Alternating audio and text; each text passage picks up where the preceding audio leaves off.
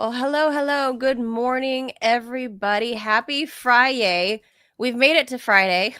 We have. And I could not be more happy because today is the day that apparently the flu or whatever has fully set in. And I, of course, would be Manila Chan, who's been constantly sick for like the past year, literally.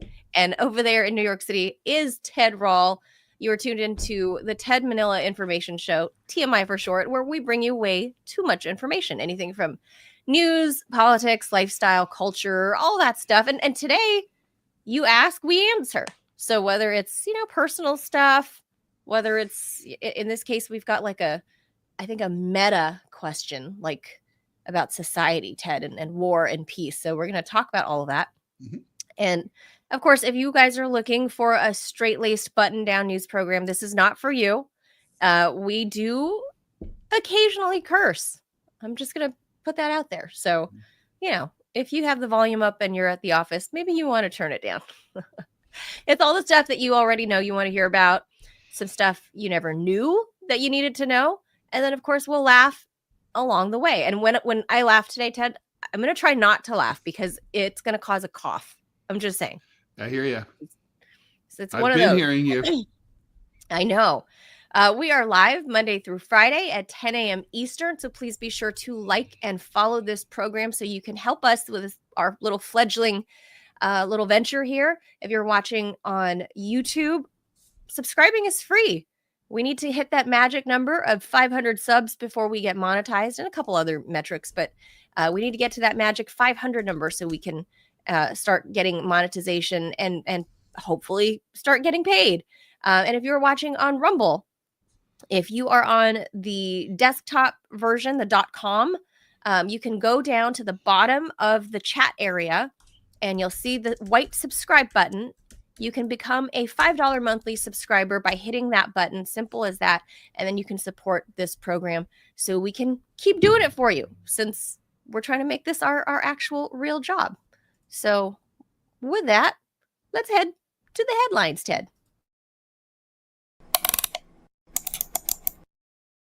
Former Representative Matt Gaetz, Republican of Florida, has withdrawn his candidacy to become President-elect Trump's Attorney General after sex trafficking and drug use allegations threatened to imperil his confirmation.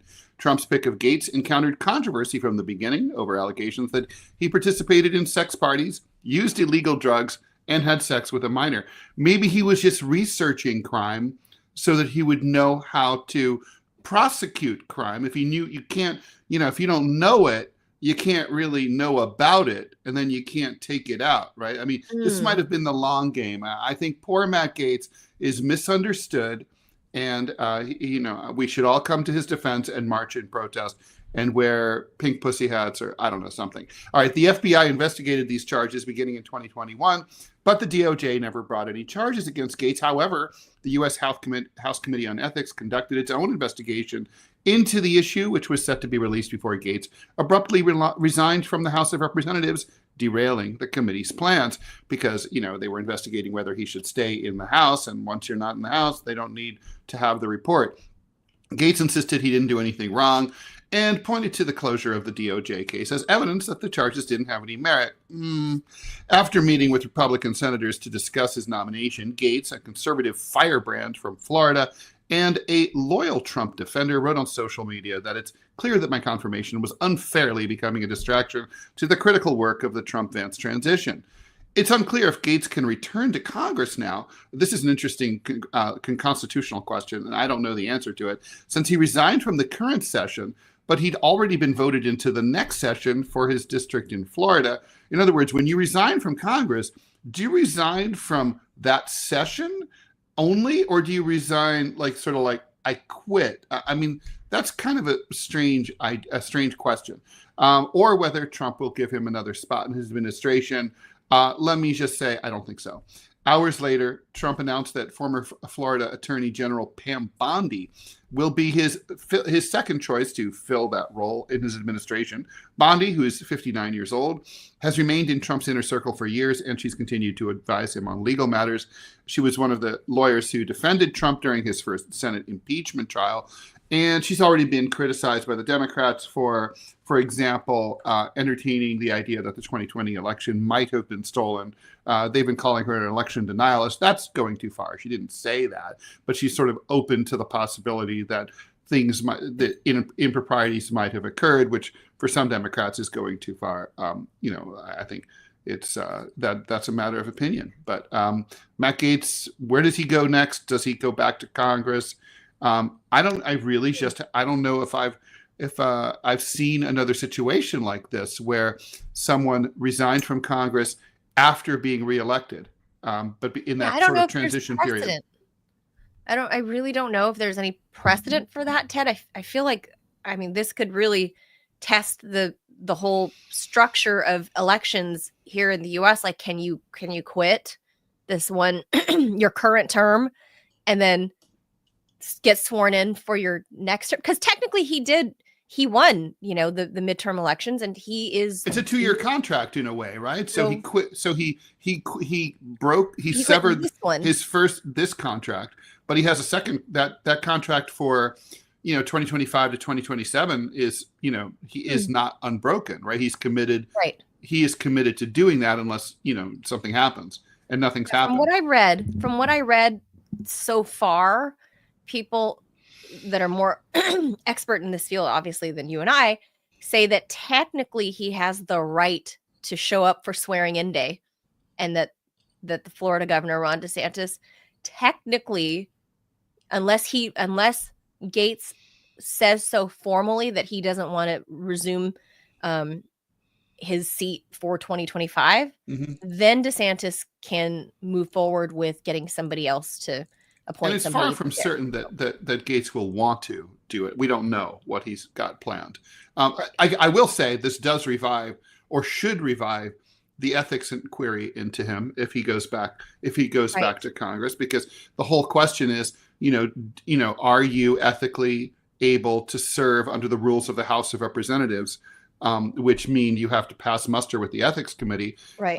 And let's just say that a lot of congressmen have been removed or been censured or sanctioned by the ethics committee for a lot less than what Gaetz is accused of.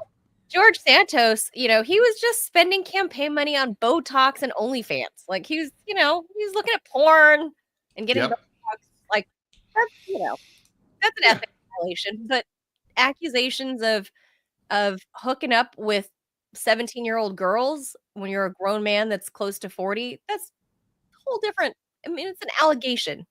But it's funny, because if it had been the early 1970s in Hollywood, there would have been no problem whatsoever.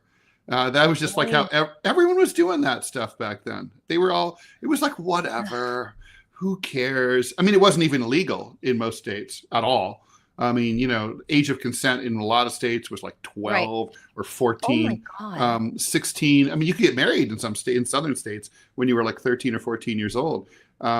So yeah, these things have changed a lot. Well, so are the child bride laws that I think, from state to state. There's no like federal law thing on that. But anyway. Well, thank God we'll always have the Taliban in Afghanistan too, for people who roll that way. One thing I'll say about Pam Bondi, first of all, she's almost 60. Can we just all agree with whatever anybody thinks of her? She's smart and she looks great. Don't you think she looks good? Well, as a 61-year-old man, I'd like to think that, 60 is the new 58. No, it's she looks really good. No, she looks good. It is different. I mean, when I think about what a 60-year-old or a 58-year-old, let's say a 58-year-old woman looked like when I was a kid, holy shit, they had blue hair, they were at death's door, they had wrinkles all over. I mean, she doesn't even look at her. She may have a little Botox. I don't think she's gotten major work done though. No, she looks pretty natural to me. Yeah, she looks good, is what I'm saying. Whatever work that she's had, if she's had any, it looks really good. It's a light touch. And I think she'll be less controversial and possibly actually get confirmed, because she was the Florida AG. She's a practicing attorney. She's, so she's probably qualified for this job. Well, Gaetz did have a JD, right? People but I don't think he ever did. Yeah. But she was actually Florida State AG, so Mhm. she has been in this role on a state level, so she could She's been probably do a good job. prosecuting Florida man for all of all the evil things I he's done. know. That Florida guy. man and alligators. That fucking guy. Russian forces fired what U.S. officials called an experimental intermediate range ballistic missile against Ukraine, which has characteristics of an intercontinental ballistic missile, but did not carry a nuclear warhead. In other words, it could have, but it didn't, obviously. Or we probably wouldn't be here talking about this. The test has some Russian watchers worried about what that launch might signal. I'll tell you what it signals. It signals that Putin is PO'd in a major way. The test, in response to the launch, the U.S. is providing Ukraine with hundreds of additional Raytheon-built Patriot and AMRAAM missiles to strengthen its air defense, the White House announced. Many of these are air defense missiles that have been delivered already as a consequence of the president's decisions to divert air defense exports to Ukraine, and deliveries of additional air defense missiles to Ukraine are ongoing. Russian officials didn't specify the exact type of missile it shot at the Ukrainian city of Dnipro, which I know you're all on pins and needles to hear about the exact model number, so you can order it for Christmas. But Right. Middlebury professor and missile expert Jeff Lewis thinks it was a variant of the long gestating RS-26 Rubez IRBM. Duh. His reasons for that are twofold, he wrote. One, Russia hinted that it resumed development of the RS-26 this summer. And two, that's what the Ukrainians predicated or predicted. I think predicted is what he meant to say a day ago down to the launch site. Predicated is not the right word here. Right. However, so he's an expert on weapons, but maybe not on spelling. However, Tom Caraco, director of the Missile Defense Project at CSIS, that's the Center for Strategic and International Studies, told Defense One that new details suggested it's probably not an RS-26. So it's unclear what it is. It might just be one of Clovis's turds. So you have these two supposed experts literally on polarly opposite sides of what they think this thing is. Mm-hmm. And I'm seeing much of the mainstream press just simply calling it, Ted, an experimental we don't missile. know what it is. They just don't know what the fuck it is. The Ruskies have been up to shot. The Ruskies been working very hard on new weapons. It's the COVID shot of missiles. Uh-huh. COVID shot of missiles. Just nobody knows what is that. It's experimental. Don't know. It might work. It might just land and then like not explode and well, this one definitely exploded. Flowers will come out. Now this one definitely exploded. So we know it. We know it makes a big impression. We know that part. Well, there's that. All right. My mom always said that the three most powerful words in the English language were "I don't know." There's nothing wrong with saying, we just don't fucking know. I guess that's more than. When are words. they gonna know? How? I mean, and doesn't this Ted speak to the sad position that the West is in terms of not only military intelligence, but also like in terms of development? We, the US or Westerners, don't have anything to match this that are, whatever it may be, whether it's medium range or whatever you want to call it. Our development of such weaponry is so lagging behind. And then we say we have such great intel and great intelligence and, like everybody, Washington knows everything that everybody's doing. Then how come they don't fucking know what this is? Like they're calling it literally an experimental missile. So that says two things to me right there. That Washington is woefully behind in development and also that our intelligence sucks and we should never trust them. Well, I'll certainly say I'll definitely give you the second one. The first one I'll give you part of. I mean, look, the U.S. is developing all sorts of weapons. I mean, hell, we spend over $1 trillion a year on defense, and we develop a lot of super impressive bang bangs. But it's interesting because the Russians always seem to be working on stuff that that has more of a real life application to actual conflicts as they are and as they're about to become. The U.S. seems to be in more advanced and more space weapons. Kind of like a little dreamier. But like for example, in Ukraine, Russia's defense, as we've had Mark Sloboda come on and talk a bunch of times, their anti-drone defense is extremely impressive. Their ability to jam signals is extremely impressive. I mean, that's not particularly sophisticated. It's just sort of it's sort of hard work. It's not wild science. It's not like, freezing things down to absolute zero and using large colliders, particle accelerators. It's not like that. It's but it's it's more like, we're going to have to actually deal. What's the enemy likely to have, and deploy against us in the near future. Ted, you brought up the $800 billion or whatever it is that we approve for the defense budget every year. I think it's like 800. Yeah, it's billion. 800 and change in billion, but in reality, it's twice that. It's really twice that much. Well, I was going to say that implies as if they're using this money towards development of stuff, Ted. That's not entirely true. They do, but I will say this much because I've seen GAO reports on stuff like this. Like, I mean, you know how fun those GAO Government Accountability Office reports are, real fun and dry, that are about this thick each, right?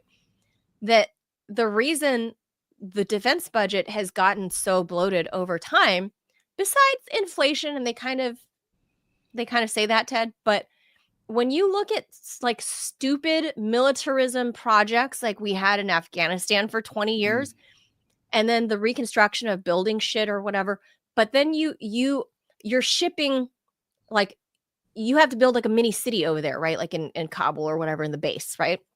And the companies that go build these American, infrastructure out there, wherever we're warring, they charge. Do you know that they charge? There was one company that was charging us, the U.S. taxpayer dollars, $20 per screw.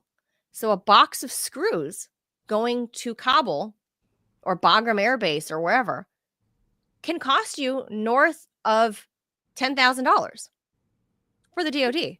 Let's talk about getting screwed, I have to say. Yes.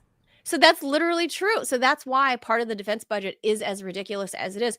But we are a long ways away from actually spending that money towards dev, R&D and dev. We're not there. And I think Vladimir Putin used this as a moment to flex his muscles, to be like, you guys don't even know what this is, much less have one of your own.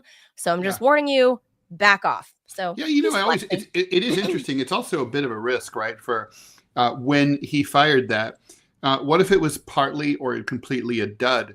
Then the Yukis and their American friends would have grabbed it and been able to analyze it and find out all about it. And that's not something, reverse obviously engineer. That can happen, but that's not something, you want. So obviously they were like, well, this one, we have to make sure it blows up, right? So that there's not much left. I mean, they can still figure some stuff out. There's a lot they can figure out, but, there's going to be bits and pieces left, but it's, All right, let's keep going here. We got more to do, and we have something fun coming up. So keep it right here. And this one's not so fun. An Alabama man convicted in the 1994 killing of a hitchhiker cursed at the prison warden and made obscene gestures shortly before he was put to death. Well, we'll say killed, murdered, last night in the nation's third execution using nitrogen gas, as the daughter of his victim spoke out against capital punishment. Carrie Dale Grayson, they always go with your middle name whenever you're a murderer, 50 years old, was executed at the William Holman Correctional Facility in southern Alabama. He was one of 4 teens convicted of killing Vicky DeBleu, 37, as she hitchhiked through the state on the way to her mom's home in Louisiana. The woman was attacked, beaten, and thrown off a cliff. Beautiful. The curtains to the execution room were opened shortly after 6 at night Eastern Time as the capital punishment case came to a conclusion with the controversial, recently adopted U.S. option for putting people to death via nitrogen suffocation. It is highly controversial. And basically, the reason states like Alabama have resorted to this is because places like the EU, where the drug cocktail that was typically used for lethal injection, those places are no longer allowed under EU law to do anything that enables the death penalty, including shipping those cocktails to the United States. So therefore, basically it's I don't know, short of finding a ball peen hammer and just whacking the inmates across the head, they don't know what to do. I think they should just bring back the guillotine if they're going to do it this way. Oh my God. Anyway, strapped to a gurney with a gas mask on his face, Grayson responded with an obscenity when the warden asked if he had any final words. Prison officials turned off the mic, and any subsequent words could not be heard in the witness room while Grayson raised both middle fingers. I kind of like his style. He went out like a villain in like a 1980s horror movie. Unrepented. It was, I mean, he's just like, fuck you. I eat shit. I hate you. Fuck you. It was unclear when the gas began flowing. I also like that they decided, well, we're going to censor you. It's like, right. What the fuck is this? Facebook?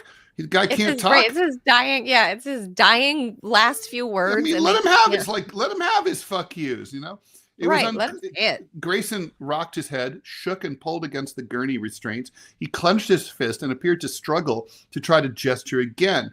His sheet-wrapped legs lifted off the gurney into the air at 6:14 p.m., the AP reported. He took a periodic series of more than a dozen gasping breaths for several minutes. I'm just going to say this is all an indication that this system does not work.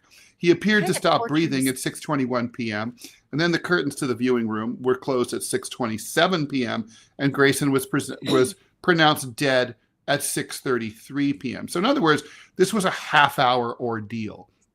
The execution marked cruel and unusual. It is cruel and unusual. We need SCOTUS to say something. They won't.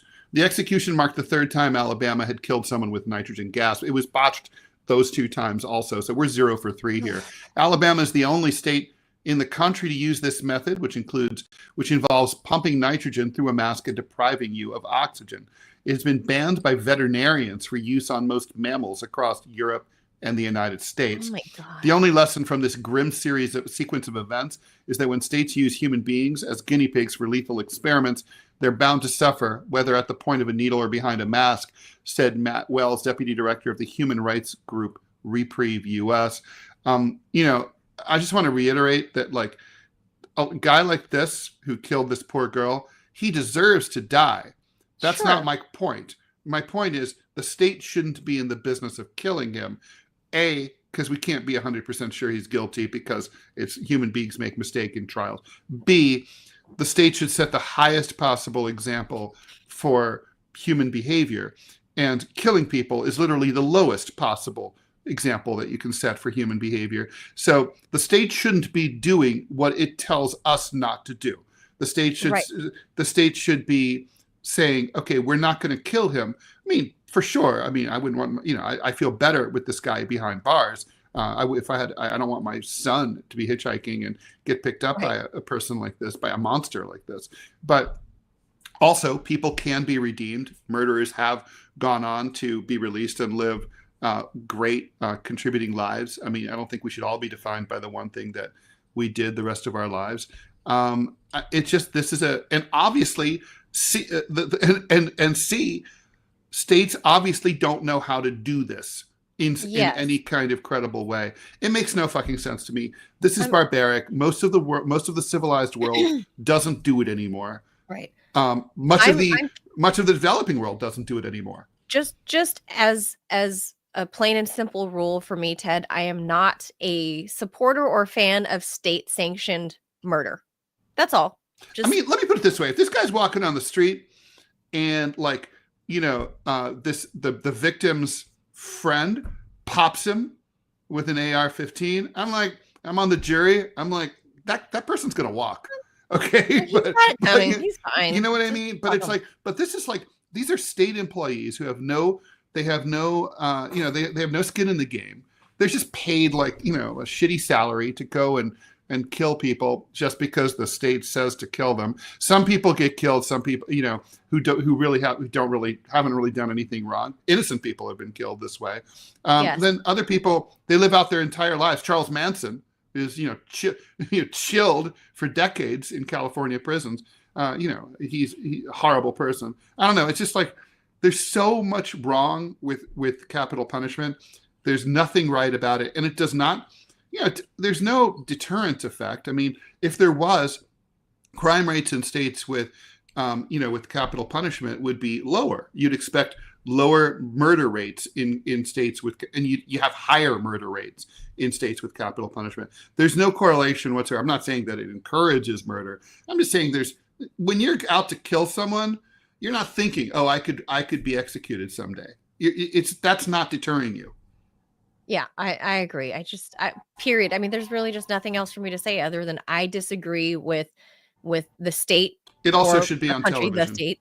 If you're going to kill people, it should be on television. Right. If you're trying to set an example, then hey. And it should be. It's also this is an activity of the state paid for by our tax dollars. Just like every cabinet meeting, every major government interaction. I mean, honestly, there should be a live cam in the Oval Office. The Oval Office should be on 24-hour feed.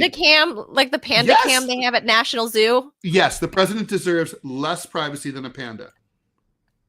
Yes. Oh my God, that's hilarious. No, I mean, I'm totally serious. I mean, we pay for it unless there's like a top level top secret security briefing going on.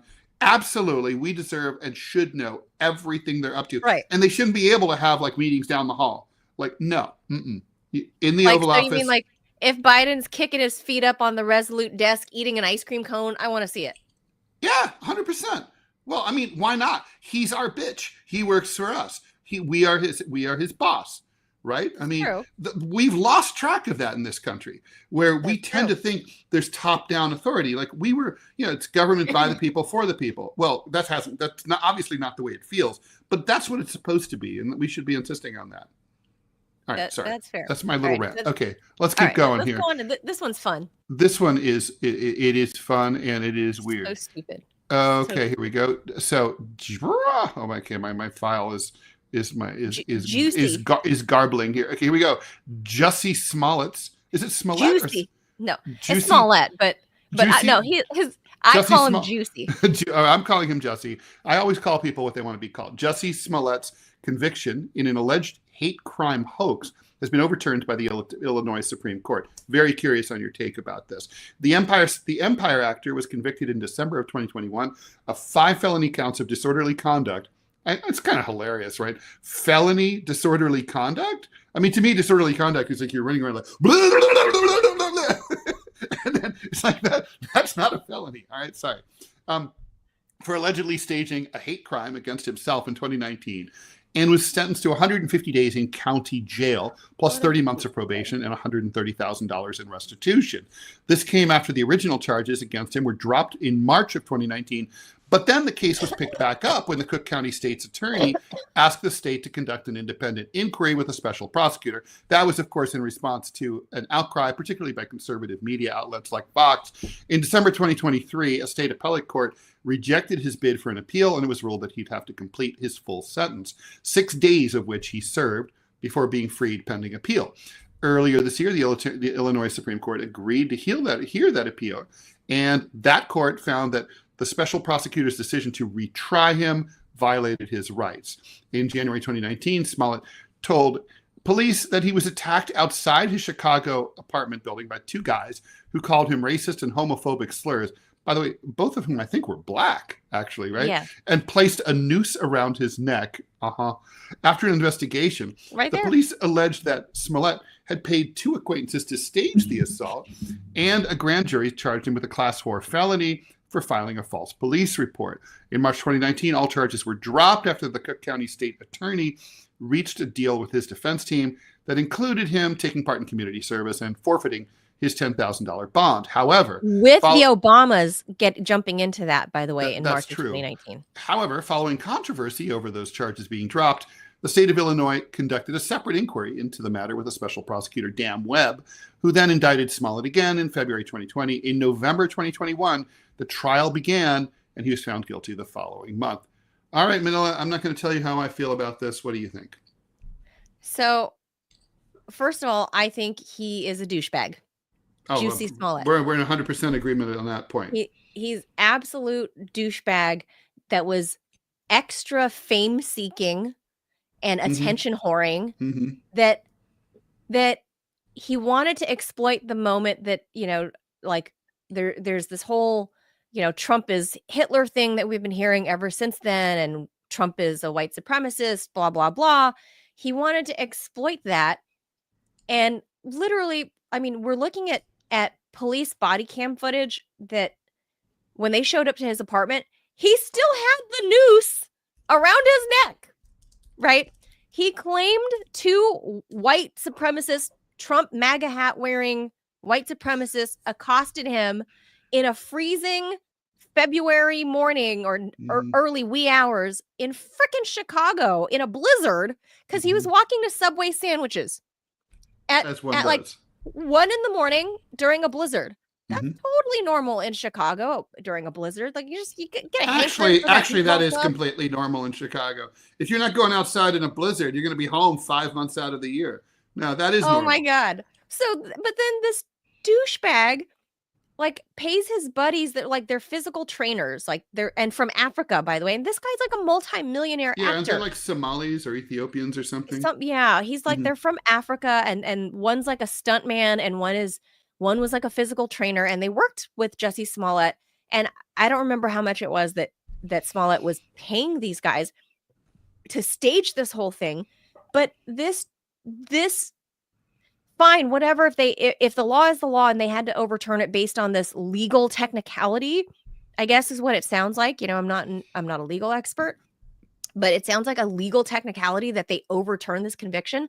Like, that's some bullshit. Like, he lied. It's been proven. He lied. He was part of what further divided like the United States during this Trump administration and further incited anger with the whole BLM people and all the, those groups. That's true. Like, the country was like true. The country was like a powder keg when this all went down. Yes. And he did nothing good. And then the freaking Obamas come in and weigh into that and literally go over there. And that's how the first case got dropped or whatever it was because the Obamas threw in their political heavyweight and made it go away. Right. And then let's not forget, like, they're from Chicago. Right. They live in Chicago. Part of the town. That's my take. He's a douchebag.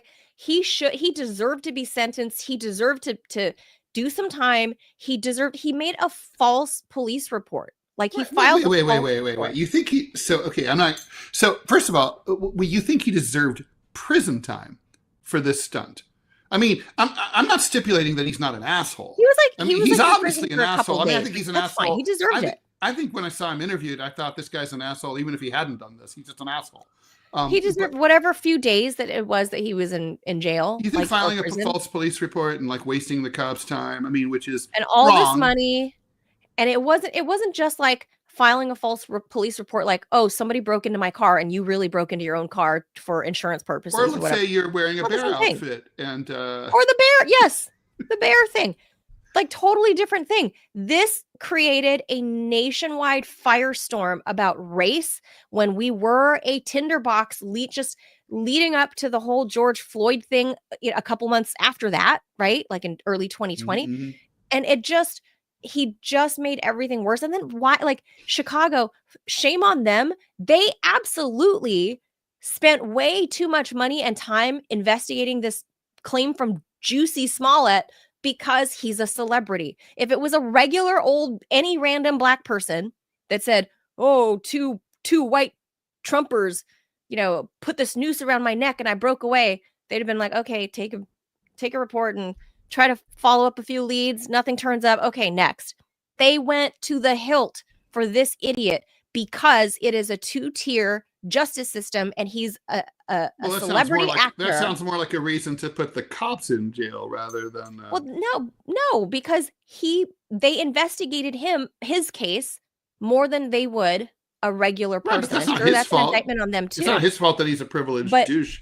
Sure, he's a privileged douche, and that's why they spent all that time and money that they would never do on anybody else. That's not his fault. Deserves some time. That's their fault. That's their fault. It's theirs and his. All of them. All right. Well, first of all, I think we send people to prison too easily in this country, and I think I think we send them for too long. Well, that's not what he was sentenced to. He was supposed to serve a substantially longer period of time than the 6 days that he ended up serving because pending appeal. What was he supposed to be in there for? How long? Yeah, I mean it's in the article. We can look this up. I just It's read it. 150 days. Okay, 150 days. so that's nearly that's A few months. 5 months. Yeah. I mean, 5 months is a pretty long time. I mean, a Chicago jail probably isn't that fun. I'm just guessing as a New Yorker. It's probably like pretty unpleasant. Anyway, I just think it's a waste of taxpayer money. I think look, it's a stunt. I'm not saying he shouldn't be punished. Certainly, I would have hit him harder on the money. He's an actor. He can make a decent amount of money. I would have like thrown the book at him in terms of community service. Like, you're going to have to teach acting in like every rough public school in Chicago for like the next 3 years. That's like what you're doing. Like you're staging the school play at like intermediate school 37. That's how that's That'd going. Be good. Yeah, no, I mean, and it'd probably be good for him. It would be a good learning and growing experience. Humbling. It'd be good for him. I mean, honestly. Experience. And I would have probably hit him with a bigger fine, like $100,000, and that should go into the city coffers to make up for all the overtime that the cops spent on him. But I mean, it's like, sure, if you want to send 150 days is long. If you want to throw him in for a week, I think the time that he served is probably about right. A week or two is enough. Now that's it. Make him really do something to, make a difference. So I don't like. Make a but spectacle. That said, now he got a sweetheart deal due to the Obamas. Fair, true. But that said, once he got this is the thing. The concept of double jeopardy has been really eroded in recent years in the United States. And the idea, you should really not be able to be tried twice for the same thing. The state shouldn't fail and then be like, okay, well, we want another shot at this asshole. Like, no. Like, well, no, but the second bite of the apple came from the Obamas. Like, I don't think like no. What happened? The reason that the state Supreme Court ruled this way, and they're right, was that the DA cut a deal. He did everything he was supposed to do under the deal, but then the state reneged and said, "Oh well, actually, did we make a deal? Like, no, fuck that. We're going to trial." What the Supreme Court's saying, a deal is a deal is a deal, which is basically contract law going back thousands of years in every Western culture. I mean, a deal is a deal is a deal. The state signs this. They made a commitment to Smollett that like he wasn't going to be prosecuted, these were the terms, and then they reneged, and that's why they're saying, look, the state Supreme Court's like, no, if they hadn't done that, they could have tried him and it would have been totally valid.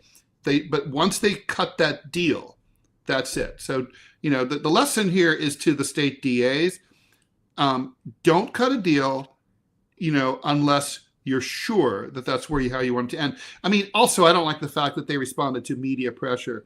Like, it's like, oh, the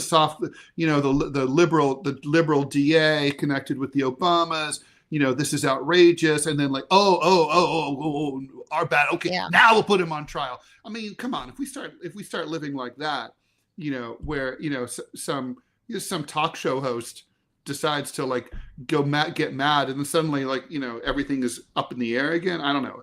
It's like no way to run a railroad. Well, it's all some sort of that whole Juicy Smollett, as Dave Chappelle would say, is all kinds of fucked up and all kinds of dirty Chicago politics, as we know. Well, that's true. So, all right, so you have a story. Okay. So this one, I wanted to throw something actually nice. So Ted, I know you hate Thanksgiving. I do. But we're going to be talking about that next week. I hope you don't hate Christmas. I'm not anti-Christmas. Okay. So this is like sad but sweet-ish story. So there is this lady in Midlothian here in Virginia. This is a local Virginia story, but there's this woman dying from ALS. And Christmas, I guess she was like known for being like one of those 24/7 Christmas people, like loves Christmas. So she's dying from ALS, and she's not expected to make it to actual Christmas this year. So I guess some of her friends or family put out on social media that, like, hey, like she's dying. Can you, we want to do a Christmas caroling event for her. And it became viral. And then all of these people showed up. And I thought that was like some humanity and kindness and sweetness in the world that we just don't see enough of.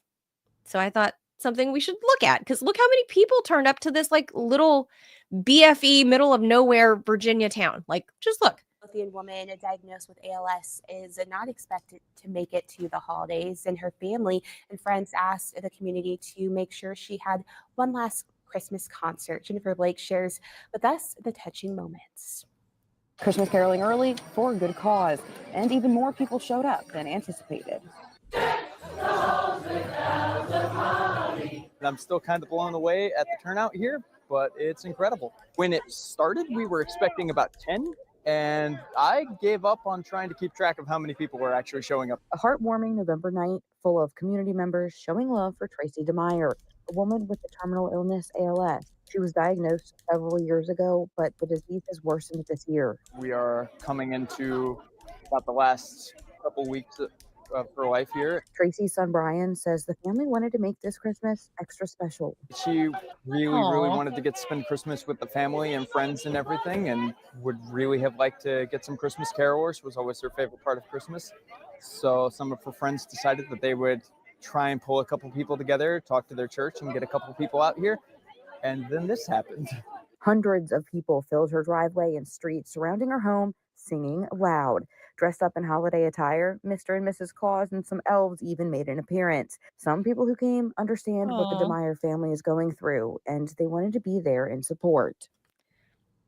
I just thought that was like a nice, really feel-good story. I feel like we need that God, I sometimes. hate it. You made me Going cry. through. It's like in the morning. What the hell? It's like, That's so how sweet. sweet. Isn't that sweet? Like Yeah. we often think of how shitty everybody is to each other, and that's true. While that's true, it just like it's so sweet that this lady isn't. I mean, it's a bit of good news, but not that she's dying. Not that part. I'm not saying that part's the good Well, news. we're all gonna die, right? So. We're all gonna die, but this lady's not gonna make it to Christmas, and somehow social media was a force for good this time, Ted. Well, I mean, strangers social media can definitely be a source for good. It has been for many people, including me. I mean, Really? I would have been destroyed. When the LA Times thing happened, my editor, he was so hidebound. He had like completely grown up and had lived his entire life inside a print newspaper where they had this incredible power.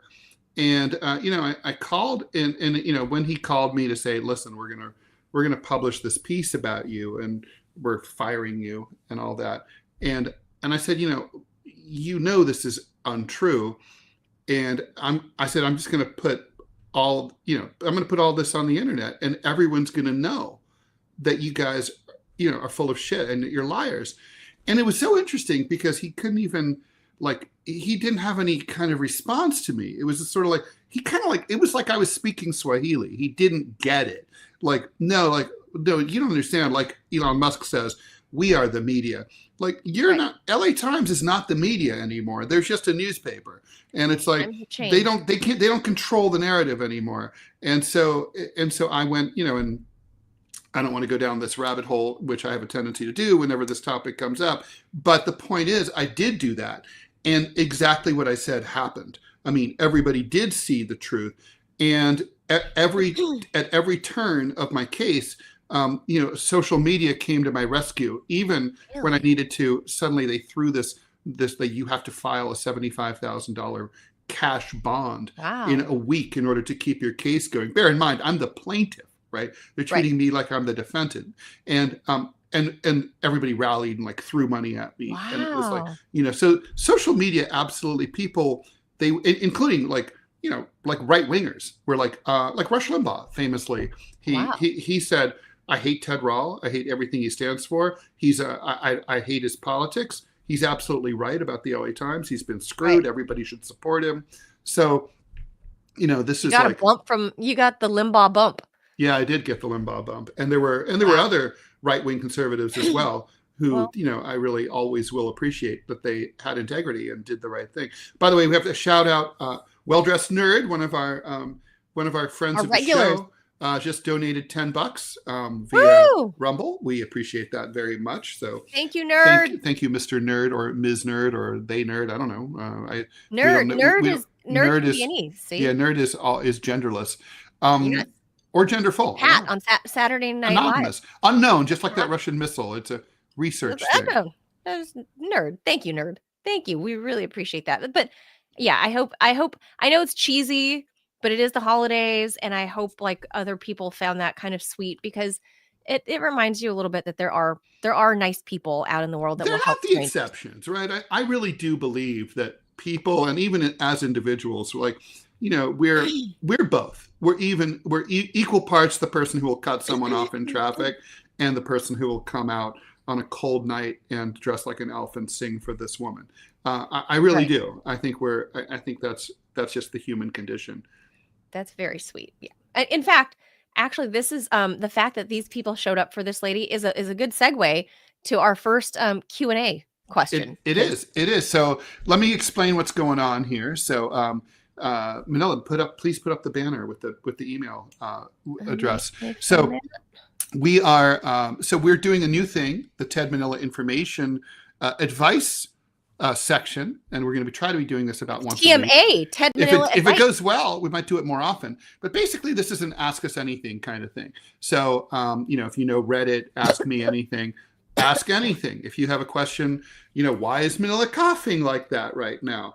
Why is my door just slightly ajar in the background but not completely closed? What is, who was your favorite vice president? How should I invest? How should I have a problem with my dog? Anything at all. Ethics, religion, anything. It's a question for me, question for Manila, question for both of us, whatever. Send it to us by email to tmishowquestion, that's singular, at yahoo.com. It's up on the screen, tmishowquestion at yahoo.com. All right, so we have our first couple of questions have come in. And so let's go ahead and play the first one, and then we're going to go ahead and answer it. All right, here we go. This is coming from listener Vintage Lefty. Hey there, Ted and Manila. This is Jose, aka Vintage Lefty. My question has to do with the anti-war movement in the United States. As you both know, Israel has been committing genocide in Gaza for well over a year, and now the Biden administration has really ratcheted things up with the proxy war in Ukraine against Russia, and we are now on the precipice of World War III. My question is, what do you think it will take to rebuild the anti-war movement in the United States? Throughout U.S. history, you had the big protests against the Vietnam War, the big protests against nuclear weapons, but it seems like since the Iraq War and the failure of the anti-war movement to really stop that or nudge policy in any direction, it seems to me like the anti-war movement is rather small in the United States. Even when the genocide broke out in Gaza, I thought, wow, it looks like people are really taking to the streets, and, we may actually be able to rebuild an anti-war movement. But even that has petered out, and the demonstrations that remain are much smaller by comparison. So I'd like to know, what do you think it would take to really rebuild the anti-war movement in a massive scale, right? I'm thinking along the same lines of the impact that Black Lives Matter had, where it was this big movement, everyone was talking about it, the hashtag was everywhere.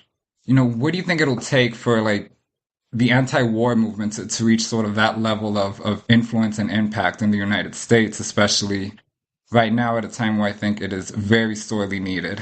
Thank you both for your response. Great question. So good. What a great, thorough question. Shall I start, Ted? Please. Okay, so I've got a couple of ideas around Jose's at least question about what happened to the movement and I guess America's spirit, if you want to call it that. I mean, I found some old video footage, right, of like the 1960s and all that stuff, like the anti-war movement happening there, to juxtapose what we're seeing now. So I've covered as a reporter, even very recently, like both the Israel rallies as well as the Palestine rallies, and the Palestine rallies were huge. But relative to what we look at from the 1960s, it's not there. So Vintage Lefty is correct that that the numbers have dwindled. And I propose a few reasons as to why. So I'm going to posit this. I'm going to say that it's not that Americans care less. I think a lot of this has to do with social media and how many just disparate voices and issues there are for us to care about because things are on social media and because we have the internet. And then you add in people becoming like keyboard warriors, as it were. That's true. You know, they think they're like Ralph from The Simpsons, like, look, I'm helping. Hashtag Black Lives Matter. Like, they think they're helping. True. But I think it's a lot of it is that the attention is just kind of diffuse and onto a gajillion different topics because we have technology. So technology has helped and harmed the anti-war movement in both ways. Like, not only are people more aware, that's great, that's wonderful, but in terms of the people physically showing up, it has also made us lazy as a population because we just want to sit behind the keyboard.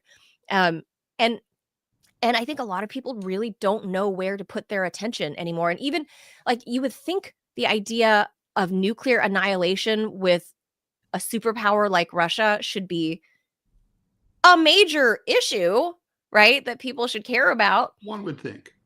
You would think, because that's something that I think universally affects all of us, not only in the United States, but all of us.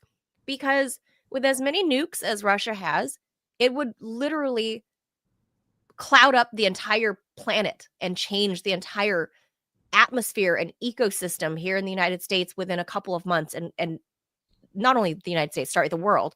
And literally plants, humans, animals begin to die off. And the great die-off begins. And nobody seems to care, but they do care. It seems like they don't, because if you're only looking at the physical showing up on the National Mall, it's much smaller. But I think the fact that so many more people are actually aware because of social media, but at the same time, if you don't have the BLM protests like burning down cities, you also don't see change. Because the hashtag whatever, hashtag, and people sending like, Give, Save, Go, or whatever your your crowdfunding project is. Sure, that helps a specific cause, but it doesn't have the same impact as it did in the 1960s, like looking at this old video footage of people just showing up. So I don't think it's that people care less nowadays. I think they have too many things to care about, and it's almost like that fear of having to make a decision, Ted, when you go down the cereal aisle and you're like, there's 800 boxes of cereal, which one do I choose? That you have like the tyranny of choice. Yeah, it's just too much paralysis of all the things to care about. So that's my take. I don't know if it can ever come back, because I do think we've kind of crossed the Rubicon because of social media. I don't think we're ever gonna see those movements like that again. So I think that's kind of the death of those movements, unfortunately. Well, they're all online. There's nothing that you said that I would disagree with. I think I would add a few things also for, sort of the post-mortem of the old, sort of Vietnam era type war protests. I mean, obviously there's the fact that we had major protests. We had big protests, hundreds of thousands, millions strong around the world during the build up to the Iraq war. And obviously that didn't slow down or stop the war, which in some ways you could say is ongoing even today, right? Because the U.S. still has a troop presence in Iraq. And so I think there was the sense of futility that, we're doing what we're supposed to do. We got together, we marched, and it didn't slow the Bush administration down at all. We voted for Obama, who ran against the Iraq war as the stupid war, Afghanistan as the smart war, as he called it in the 2008 campaign. Then he got in, and what was the first thing he did? He sent more troops to Iraq not withdrawing troops. So, so there's the sense like, well, what is the point, right, of protesting peacefully? Also, I think a major factor in the Vietnam period was the draft. The fact that like that if either you or someone you knew could be drafted and sent to fight and kill and possibly die in Vietnam, it brought the war home to a lot of people. It made it relevant. With the volunteer army, which is it's kind of interesting, right? Because the Pentagon went into that kicking and screaming, and they didn't want it, but they ended up with something that ended up really, it's to their benefit, because now military service has been outsourced entirely. I mean, it was, it used to be like college students would get out of it. So the privilege definitely helped. You can ask Dick Cheney and Donald Trump about that, and George W. Bush. But like now it's much more so. I mean, it's definitely the lower classes and the working classes who overwhelmingly are serving in the military in America's wars around the world. And, the fact is that like, it's entirely possible not to know, to go to an Ivy League school like I did, and to not know anybody who has done military service personally. The only people I know who've done military service personally are older than me. I don't know anyone. No one my age has done. None of my friends have been in the military. Even only, I have my brother-in-law was in the Coast Guard, in the Coast Guard reserves. Okay, so that's barely the military, but that's it. And so I think the draft. So without the draft, it's going to be hard to gin up a broad-based, sustained, keyword sustained protest movement. That's what's lacking in the modern era in terms of all protests, is the idea. Skin in the game. Well, and it's sustained. Okay, so when I was a kid, I was 10 when the Vietnam War came to an end. I'm 61 years old. And I remember growing up in Kettering, Ohio, driving to school or taking the bus to school. And there were always like a little group every single day, 7 days a week, of a dozen or half a dozen anti-war protesters in the median strip on Far Hills Avenue, protesting the Vietnam War. This was in a Republican area, right? Like a 90+% Republican area. All over the country, that was like that. They were there if it was snowing, raining, it didn't matter. Sustained. And the big protests were much more frequent. If you go to Wikipedia and look at lists of major Vietnam War protests with tens of thousands, hundreds of thousands of people, there were a lot of them. There were dozens of them.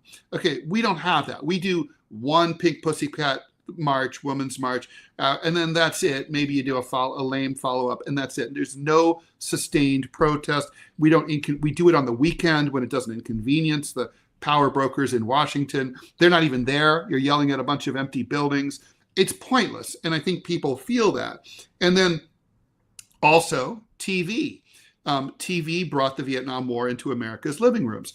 Today in Gaza, there is not a single ABC News, CBS News, CNN, so on, reporter at all there. They're not there. Right. And they're going to say, well, the Israelis don't let us be there. Somehow that's not stopping Al Jazeera, right? Al Jazeera has tons of reporters on the ground in the West Bank and in Gaza, and many of them have been killed. But the point is, for whatever reason, legit or not legit, we don't have eyes on the ground. And yeah, that stuff's all over social media in terms of what's happening. But it's different when it percolates from social media than when it comes from an authoritative voice like Wolf Blitzer on CNN, saying, I personally witnessed this. He's a celebrity, the way that Walter Cronkite was when he went after the Tet Offensive to Vietnam and came back and reported to the American people. I've been there. We can't. Oh, Ted, we're going to lose in Vietnam. We can't win. We don't have that. And then finally, sorry to go on so long, but it's a big question and it's so important. It deserves a thorough answer. The Democrats, we don't have an anti-war party anymore. So Republicans and Democrats are both pro-war. Militarism, which is of course an ideology that it's like, what is an example of militarism? An example of militarism is every time a soldier or person who's affiliated with the military is interviewed on national television, the reporter says, thank you for your service. That's militarism. A teacher doesn't get that treatment. A journalist doesn't get that treatment. A surgeon who saves people's lives doesn't get that treatment. So that's the cult of militarism, and both parties adhere to it to the extent that even Bernie Sanders voted to support Israel after October 7th. He's only now starting to pivot and protest against aggressive weapons as opposed to passive weapons. Who can define that? But anyway, the point, good for him finally coming around, but it's late. And so I think without the Democratic Party, I know people who are older are going to say, look, during the Vietnam War, it was LBJ who expanded the Vietnam War. That's true. It's not like the Democrats have, Bill Clinton fought the Kosovo War. So it's not like Democrats don't like wars too. But within the big tent of the Democratic Party, Democratic voters tended to be mainstream. Anti-war was like a big part of being a liberal. That's no longer true. Liberals are now pro-war. So there's not really any home within electoral politics. So that's my sort of post-mortem for how we've gotten where we go. How can we build it back up? I like to say like what Lenin said. Lenin said, that he thought that a revolutionary was someone, he used to think when he was young, a revolutionary was someone who started revolution. And as he learned and failed and made mistakes, he learned a revolutionary is not someone who starts revolutions, because you can't start revolutions. It's someone who recognizes a revolutionary moment when it happens organically from the bottom up. And then that becomes like the ability that revolutionary then recognizes it, assists, joins, maybe does what he or she can. But the point is that that's what a revolutionary is. You can't build an anti-war movement out of thin air. You've got to there has to be popular sentiment that is violently opposed to a war in order to oppose it. And I use the word violently intentionally. We mentioned BLM. That's the last somewhat effective major broad-based protest movement in the United States. The reason it was sustained was because a unique set of circumstances, the COVID pandemic lockdown. You had millions of Americans at home with nothing to do. They were unemployed or they were de-employed. And so I remember running into some people at a BLM protest, and they were like, I would be at the Yankees game today, but it's been canceled. So I'm here. I took that away. I thought that was really profound. I was like, there's no distraction. You mentioned social media. There was, marching in the street was the only game in town. And there was violence. Things burned, things were beaten, cops were beaten up. Yeah. Things broke. Images of cops beating people, things like that. And we don't have that anymore. No protest movement will ever be successful unless the potential for violence is the key word. Right. Potential is present. It's like the credible threat of violence. So, you could see like most protests are nonviolent. Nonviolence is obviously what one desires. The reason that you oppose war is because you're against violence, right? So, but the point is that you're also kind of need to be able to, sorry about the length of my rant here, but I think it's important to get into all this stuff. It's very important to oppose, to just recognize that you got to have that popular sentiment. Like, I don't think there's popular sentiment against in a big amount. People are just exhausted in terms of Ukraine. Yeah.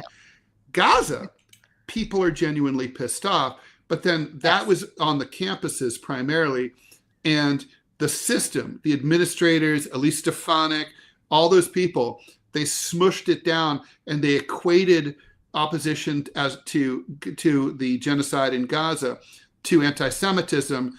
And a lot of people got spooked by that, understandably, because that's been the Zionists' big game, right? For years, that's always what they do. If you oppose us, you oppose, what we're doing in the West Bank or whatever, then, you're a Jew hater. And nobody wants to be thought of as that. So, or they don't think of themselves as that. So they're, so they're like, whoa, never mind. This is too much trouble. So this is a really fucking hard thing to solve. And I think the only way it's going to be resolved is when like a lot of people come together, ironically online. That's where organization happens. But it's going to have to be something new. Micah White always is theorizing about it. Nobody knows what's next. I don't know what's next, but what's happened before no longer works. The sort of peaceful protest with the peace police. If you've been to a protest, there's the peace police who separate protesters from the police or from counter protesters and so on. I mean, there's got to be a sense of menace. The authorities have to be scared. They have to think, if we don't end this war, we're fucked. Right. There has to be a way to tell them that. Yeah. These sex boycotts and whatever else people are doing, God. they're just not working. No. I'm just saying it's not working. All right. Hopefully we answered that, I guess, to the best of our ability, Vintage Lefty. I hope that was a satisfactory answer. Ultimately, I think the final thing to take away from that, Ted, is that neither you nor I believe that physical movement is ever coming back. So, not in the same way. Yeah. Not that way. It has to be configured differently. Yeah. I don't know what that's going to look like, but I don't think the old school 1960s and 70s, March on Washington, I think that look, that physical showing up together, that spirit is gone. Right. There's that. So I don't know if we're coming also back. The March on Washington, that was, of course, for civil rights. And in many ways, those organizers and those marchers were pushing on an open door. I mean, the Johnson administration LBJ did want to pass and did push through the Civil Rights Act. And he worked behind the scenes with King to, encourage that, and other civil rights leaders. I mean, he wanted that to happen. It was kind of like, please come and bring your people to Washington, and that'll help me lean on the Southern senators who are in the way. Some of that is top down. And I don't think, like you said, like you pointed out, Ted, there is no party that's anti-war, because the Democrats used to be it, and that's not it anymore. So there you go. That's the end of that's it's a major problem. Yeah, that was the top down. Okay, last thing. I don't have a real good answer for this next one. Let's play this. Good morning, and thank you for taking my question. This is your favorite Russian bot, Putin bot, the master of misinformation. And I have a question that is not misinformation. With inflation over 2% and the annual return on a savings account under 1%, it's not a haven to protect the purchasing power of our dollars. So I'm considering putting my savings in to the stock market. Now here's my question. Would you recommend I go with dividend stocks and REITs, or would you recommend that I instead use inflation and go into equity stocks, and then I just simply hold on to those stocks and let them grow? In your opinion, which way is the better way to go? Dividends or equity? Thank you very much for your time.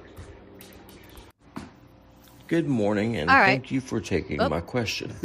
This is your favorite Russian bot, Putin bot, I'm the still master hearing of it. misinformation. And I have a question that is not misinformation. You have to hit show, and then it unshows. With inflation over 2%. Pause. There it goes. There it is. Cool. All right. Okay, so that I'm going to be real brief on this, Ted, because I don't have a lot to say about this, because I'm not. My husband is the stock guy, and he's super into that, which is ironic given that I worked at Morgan Stanley, and he didn't. But for me, and mind you, Ted and I, this is not financial advice. I need to put a disclaimer out there. This is By the not way, big financial shout out, Vintage Lefty advice. so liked our answer that that he or she or they donated $20. No, Jose. He donated $20. Wow, thank you, Jose. Thank you. Much appreciated. I wish we had better news about that, or about our assessment. I think I see snow. No. Or No way. Yeah. In Washington? Like rain. It's 38 degrees and drizzling here in New York City. Huh. I thought I just saw a snowflake. Anyway, so the question from Putinbot. So for me, again, disclaimer: neither Ted and I are financial advisors. So you should not take this as True. advice. No. Anybody listening, you should not take this as advice. These are strictly opinions coming from me and Ted. Thank you for that disclaimer. Yes. So I will say this though. For me, as many of you guys know, I was a real estate agent in between my gigs as a journalist because it was just something I was always interested in doing. So I'm personally a fan of like parking money in a REIT, and that's not true about low yield savings accounts, because my husband and I have been able to find a couple very high rate savings accounts that are like hovering at 4%. Of course, there's some rules that apply about how much money you have to deposit or whatever in the savings account, whatever. But these are numbers that I'm seeing that are around 4%. They're almost as good as CDs that I saw in, the early 2010s, right? Like, so they're out there. If you want to just be safe and just park it and not play with your savings, they exist that are, high yield savings accounts of like 3, 4, 5% even, which I've seen. And it is snow, by the way. We are snowing. It's our first snow. No way. How come We're snowing. it's snowing there but not here?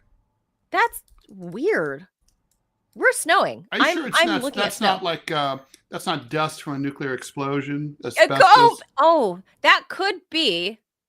That could be, but I think I'm looking at snow. It's very light and wafting around, so it looks like snow to me, or dust from maybe a nuclear bomb went off downtown and it hasn't gotten to me yet. So almost, I'm about 8 miles away. The prevailing winds go the other way, so it'll probably be all right. So okay, so there's that. So I think there is, for me, I'm not one to play in the stocks. My husband has more of the ability to stick out any volatility. I'm not into that. I like things that are like a sure bet. And for me, real estate is one of them. A REIT, because again, that's real estate, based on real estate. Because there's always that rule of thumb, right? Real estate investment trust, REIT. Yes, REIT. Yes. And that's because there's only so much dirt out there in the world. God only made so much dirt. There's only so much development that's going to happen. You can create, Elon Musk, Doge, right? Bitcoin, all these coins, all these NFTs. Like, you want to invest in some crazy digital art or whatever. All these things can be made out of thin air, but real estate cannot. It is tangible, it is real, and you're almost guaranteed some form of appreciation. So I'm a big fan of real estate based parking your money. Losing it all is unlikely, right? That's right. The thing, right? Like a stock could be completely obliterated. Right. But, even if you lost half the value of your home, you'd be unhappy. You still have half that value. Right. Versus zero. But I like REITs, especially with, I still dabble in the industry and I pay a lot of attention to it because it's something I'm just personally interested in. I think it's actually a very safe bet. And that's where I'm looking to put some of my money in this spring after I sell my first condo when I moved here to DC.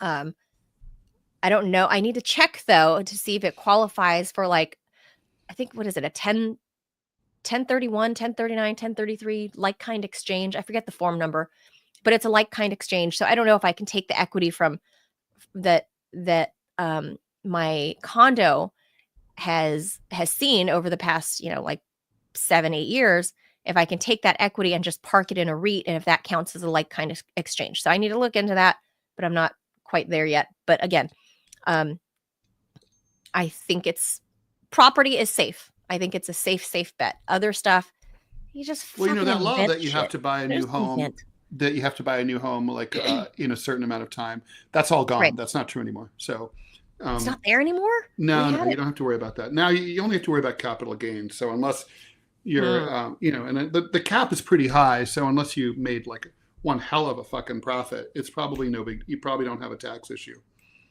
I'm going to have to look into that. But, I'm one of those people that will put it off until I have to. And then I do everything I can to research it in the past, in the next in the last 2 weeks of leading up to, oh shit, my condo's about to sell. Like we're about to close escrow. I better figure out where I'm gonna put the equity money. Right. But I like REITs and plain old high yield savings accounts because I don't like the volatility. What about you, Ted? Well, there's not a lot of high yield savings accounts, so that's kind of a problem. There are some. I found 2 or 3 of them. Define high. We're talking like 3, 4, 5%. I'm sorry. I mean, I'm 61 years old. My fucking First National Bank of Dayton's, my passbook savings account got 9% when I was a kid. What? Yeah, that's what interest rates used to be like. Yeah. For sure. And like, a high interest savings account yield in the 80s, 13, 14% was like normal. Totally. Holy cow. So to me, it's like, you can't get me out of fucking bed for 3%. Like, fuck off. That's like nothing. That doesn't. I was pretty excited to find 4.5%. I mean, in this day and age, that's good, but basically there is no good. So, so my investment advice is it's not going to be a little bit like you. I'm going to a little bit, go indirect. I mean, look, I used to work at Bear Stearns. I've worked in an investment bank, and I have done a little investing on my own. And I basically invest the way I run my life, counterintuitively. So go with stuff that you know, and then when you that you understand. Like, I don't understand crypto. Well, I do now, but I didn't understand crypto when it started. And like, I've met people who bought crypto, like Bitcoin, when it was like a few $100 each. They're very happy today that they did that for obvious reasons, right? But I didn't understand it, so I don't regret that I didn't buy it because I just did not understand it. Martha Stewart, the day she was arrested, me too. Martha Stewart living stock tanked for obvious reasons because she was arrested. She was going off to prison. I knew Martha Stewart because I went to school with her daughter, and I saw Martha kicking around like her daughter's parties and stuff. She used to hang with her at the school, and just having talked a little bit to her, and I just had this sense like, this woman is never going anywhere. She's going to come back bigger and better. No way she's going bankrupt. No way the stock is going away. It's in the toilet. I'm buying it low. And I was very, very happy that I did.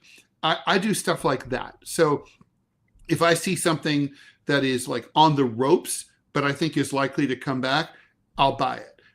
So basically, I don't like crowds. Big money buy, or like little. I don't do the big money. I put everything I owned into Martha Stewart. Everything. Holy cow. But like the thing is, now but if that's because I was 100% sure. And like, also, as you get older, you should be more conservative. Now, I'm conservative about it. And like, I'm getting more conservative now too. I'm not chasing yield. Also, I will say, I like developing world stocks. Again, if I know about them. Like, so for example, in Tajikistan, former Soviet Republic, I happen to know that this is a country that never was believed to have any energy reserves. Well, it turns out that due to new technology that involves deep drilling 1.5 miles below the Earth's surface, they now have oil, maybe gas, but they have oil. And so Tajikistan is now a player in the energy field, in the energy sector. So stocks for the companies that are exploiting Tajik gas were something that I was interested in because I was like, well, this is the future. Kazakhstan is now you probably don't even know, it's the biggest oil power in the world by far. By some measures, they have 6 times more reserves than the Saudis. Nobody knows, right? It's like Kazakhstan's rolling. Speculative. It's rolling in money. But it's not speculative. The oil's in there, right? I mean, it's under the Caspian Sea. So like the point is, like when you find out about something that other people don't seem to know about, but seems pretty sure, you go with it. Real estate, same thing. Real estate's the only way that the middle class or working class American can make a significant amount of money in a relatively short time. You never will from savings. Stocks, they go up, they go down. Right. But if you, again, counterintuitive. I bought my first apartment in New York in a place that was traditionally considered a dangerous street, but the blocks next to it looked like they were about to improve. I did some research. I found that there were going to be some new development nearby. Yep. The university was putting up a new dorm there. I'm like, well, the new dorm will bring in new people. That'll cause restaurants to open. And that was true. Yep. And so I bought for $130,000 in 1997. I sold for $488 in 2004. Not bad. Wow. And that was, don't bear in mind, that was also during a recession, right? During that period. So, so the point is that now you can also screw up and, buy and just don't buy high. Like basically like right now, I don't like the real estate market in a lot of parts of the country because, interest rates are high. There's a lot of people who are still holding on and asking for ridiculous prices. They're asking like for $400 or $300 a square foot. That's a fucking joke. And and basically what you'll find is right now we should be in a downward trajectory for housing because of higher interest rates, but we're not, because prices, there's a tendency for prices to stay high because people don't want to, they bought high, they don't want to sell low, obviously. So they stick, or they take or they stay put and they take their house off the market. You've got to be patient and wait for the right opportunity and buy someplace that, might be about to hipsterize. Again, how much patience do you have? I made if you're 61, millionaires, Ted. If you're 61, you don't have the same patience as someone who's 21. So like, you're 21, you can fuck around for 20 years waiting for your town to turn around. Not when you're 61. I had clients that I turned into multimillionaires within a 5-year span. Like, because I understand real estate and I did real good. And it was all, I wish I had that money to buy in those areas of Los Angeles. So I told, I laid out the case for my clients about why they need to buy here. And these are people living there, not, these aren't investors. These are like actual people living in those properties. And, and like you said, they're not, they're not old people. They're younger, right? At the time, like around 40 or under. So they have time to see that property appreciate and see the town change as they have. And within 4 or 5 years, I can't tell you, Ted, I'd already gotten here to DC. I can't tell you how many emails I got from old clients that were like, oh my God, Manila, like you're so right. Like my property's now worth $1.7 million that I bought for 700, 5 years earlier. Like it's wild. And if REITs are a tiny, small way of buying into a property without you having to deal with the management of the physical property, that's what I like, because I've had the good fortune of having really great tenants at my first condo out here. Really, really, really great tenants. But I realized it's just not for me being a landlord. I don't like it. And it's not my thing, like having to cater to anybody's like help, I need help, my toilet's flooding, help, the air conditioner is not working, help, the whatever, the refrigerator died, oh my God, the washer dryer died, whatever. I just can't be bothered. No hate on them, no disrespect on them, right. But it's just not how I'm programmed, and I have other things I need to be doing, and not fixing somebody's broken washing machine. Right. I hear you. I mean, I think basically always, also you might want to invest in yourself. There's a punk band called L7, and believe it or not, their investment strategy was written up in the New York Times business section one time. And basically they talked about how they bought, when they were a struggling young band, it's an all girl band.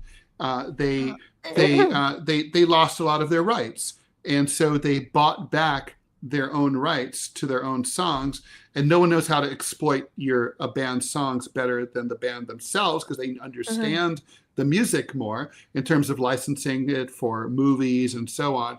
So they bought back their rights, their copyrights. And I did the same thing. I bought back my copyrights from my early work that had been, I signed a very exploitative syndication contract when I was young, because I couldn't get a deal otherwise. And so there's stuff like that. Like if you have a business or someone close to you has a business and you know them. And so there's a lot to be said for investing in yourself. Well, I don't know that a lot of different kind of personal investment, but Mhm. all right, we've gone way over, and I'm ready to go to bed. Honestly, the Theraflu kicked in. I was double fisting this morning, Ted. I had Theraflu in one hand, and then I had Theraflu in one hand, then I had my coffee in the other. So I was like, okay, I'm good. But I By think the the way, I'm Theraflu is getting starting to wear off. on the YouTube chat, I'm getting a question from Star Lion asking if I can, why, now that I'm not on FCC radio, can you give us a quick rundown on your battle with the LA Times? Well, quick is probably not in the cards, but we could do that. We're already, at an hour and 25 minutes for today's show. And I'm dying. And you're dying. So let's do that. I think my Theraflu wore off. Let's do that. Like, Starline, I promise you, I will do that next time we do the questions, which is supposed to be next week. On Friday. So yeah. yeah. Star Lion. Well, next Friday we don't have a show next Friday. Oh, we don't have a show next Friday. Due to the holiday whose name shall not be named. But the following holiday that Ted hates. Yeah. Yeah, no, I think people might find it interesting. They might not, but whatever. Yeah. So Ted, give us the wrap up for goodbye, because I'm gonna cough. Okay, you go ahead and cough your lungs out. All right, here we go. So please subscribe. You can subscribe for free to the TMI show on YouTube. You can also subscribe for free on Rumble, but Rumble also has paid subscriptions. So on Rumble, it's either way. If you do choose to become a paid subscriber, it's $5 a month, $60 a year. And that will be a massive thing. Some people have already started doing it, so you can join them. The more people do it, the more viable it becomes. If you're enjoying what you see and what you find value in what we're doing, please help us continue our work. We're fully independent. We rely on you, subscribers, to keep this going. So click on that button right below the Rumble chat right now while it's still live. Also, there's a rerun file if you kind of miss it, but don't miss it. Click on it below the Rumble chat to help support the show. And we really appreciate you joining us. So I'm Ted Rall. That's Manila Chan. We will be back on Monday morning at 10 o'clock Eastern. Send in your questions to tmishowquestion@yahoo.com. You can contact us through the interwebs on X and so on, individually or as the show. The show has an X feed, right? It's x.com/tminfoshow. So, right? Isn't that right? Or is it the TM? I always forget what it is. I think we're the TMI show on Twitter. On Twitter? Okay, so it's the TMI show. Anyway, thanks everybody for tuning in. We'll see you next week. Have an awesome weekend. Oh, and by the way, I guess we should probably take note that today is the anniversary of the assassination of John F. Kennedy. Oh, I didn't know that.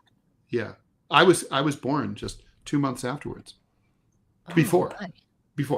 So I was technically alive under JFK. Anyway, bye everyone. Have a good weekend. Adios, amigos. Bye.